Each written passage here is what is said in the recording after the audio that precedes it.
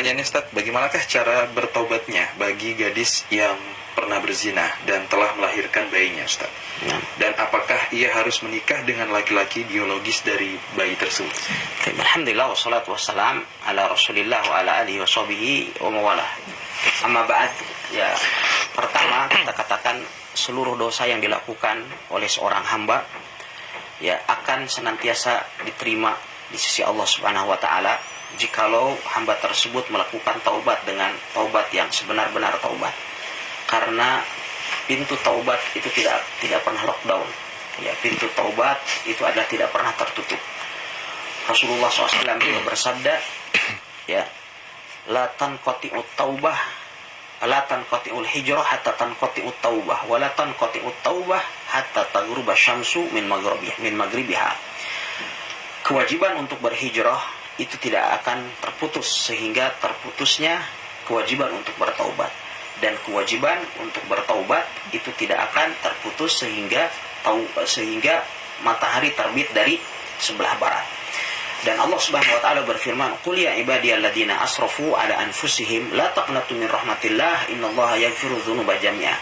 Katakanlah kepada hamba-hambaku yang melampaui batas atas diri mereka sendiri, janganlah berputus asa dari rahmat Allah, karena sesungguhnya Allah Subhanahu wa taala mengampuni seluruh dosa. Jadi seluruh dosa akan diampuni oleh Allah Subhanahu wa taala. Ya, walau itu adalah dosa syirik, walau itu dosa zina, dosa berkata atas nama Allah Subhanahu wa taala dan lain sebagainya. Jikalau pelakunya bertaubat kepada Allah Subhanahu wa taala dengan sesungguhnya, maka akan diterima taubatnya di Allah Subhanahu wa taala dengan syarat dia memenuhi syarat-syarat dan kriteria diterimanya taubat. Ya, yang pertama adalah dia harus melakukan taubat itu adalah dengan penuh keikhlasan. Jadi dorongannya adalah bukan untuk mendapatkan status sosial agar dia dikatakan orang baik dan lain sebagainya, tetapi jelas benar-benar ketika dia bertaubat, taubatnya adalah karena Allah Subhanahu wa taala. Kemudian yang kedua, siogianya dia bertaubat adalah pada waktu yang masih diperbolehkan untuk bertaubat, ya, yaitu sebelum datangnya kematian, sebelum kita sakaratul maut atau sebelum datangnya hari kiamat. Kemudian yang ketiga, syarat daripada taubat yang diterima oleh Allah Subhanahu wa taala adalah an-nadam. Syaratnya adalah kita harus menyesali benar-benar perbuatan kita yang telah kita lakukan dari dosa dan kesalahan. Ya, kita sesali ya apa yang telah kita lakukan itu, bukan justru kita banggakan. Karena sebagian orang dia menyebutkan dosa-dosanya yang terdahulu itu dengan penuh kebanggaan, seakan dia adalah seorang pahlawan yang telah melakukan sebuah pekerjaan besar. Ya, padahal apa yang dilakukan itu adalah jelas sebuah kesalahan yang sangat fatal. Kemudian berikutnya adalah syarat yang keempat adalah al-azam, al-adamul audah.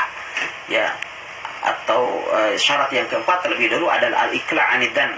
Dia harus meninggalkan perbuatan keji yang telah ia lakukan itu secara totalitas.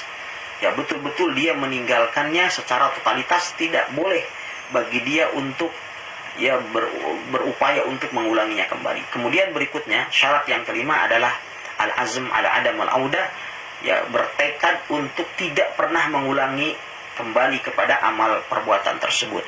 Ini adalah 5 syarat pokok bagi seseorang yang hendak bertaubat kepada Allah Subhanahu wa taala. Dan jikalau ada kaitannya dosa yang dilakukan itu adalah berkenaan dengan hak-hak adami, yaitu hak antar yang berkaitan dengan sesama manusia, maka terlebih dahulu harus kemudian diselesaikan dengan antar sama manusia tersebut, baru kemudian dia bertaubat kepada Allah Subhanahu wa taala dengan syarat-syarat taubat yang sudah kita sebutkan tadi. Ya, sehingga demikian juga seorang wanita yang telah berzina, ya, pintu taubat adalah terbuka lebar. Ya, Allah Subhanahu wa taala membuka pintu taubat lebih luas dan lebih lebar daripada jarak antara timur dan barat. Maka bertaubatlah kepada Allah Azza wa Jalla sebagaimana disebutkan oleh Nabi Ali sallallahu alaihi wasallam, sungguhnya Allah Subhanahu wa taala membentangkan kedua tangannya di waktu malam untuk menerima taubat orang yang melakukan dosa di waktu siang, dan Allah Subhanahu wa taala membentangkan kedua tangannya di waktu siang untuk mereka yang melakukan dosa di waktu malam. Ya.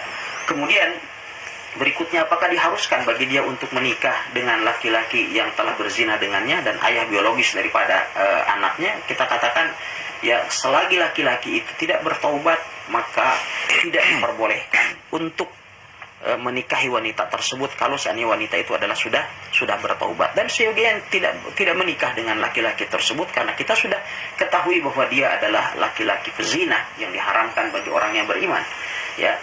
Oleh sebab itu terkadang kita heran ada seorang pria misalnya memperkosa seorang wanita, lalu kemudian orang tua dari wanita ini meminta pertanggungjawaban kepada laki-laki yang telah memperkosa anaknya untuk menikahinya. Ini adalah kesalahan fatal. Seyogianya adalah tidak dilakukan. Justru kita sudah mengetahui bahwa dia itu adalah pemerkosa, dia itu adalah pezina, maka kemudian apakah lantas kemudian kita akan rela bahwa dia akan menjadi suami dari anak kita? Maka ini adalah satu keputusan yang salah. Jadi dia lebih mengarah kepada untuk menyelamatkan status sosial, tapi kemudian tidak melihat juga kepada hukum syar'i dalam masalah ini. Wallahu taala alam. Baik, barakallahu fiik Ustaz atas jawaban yang telah diberikan. Semoga si penanya dapat menyimak dengan baik dan bisa menjadi ilmu yang bermanfaat.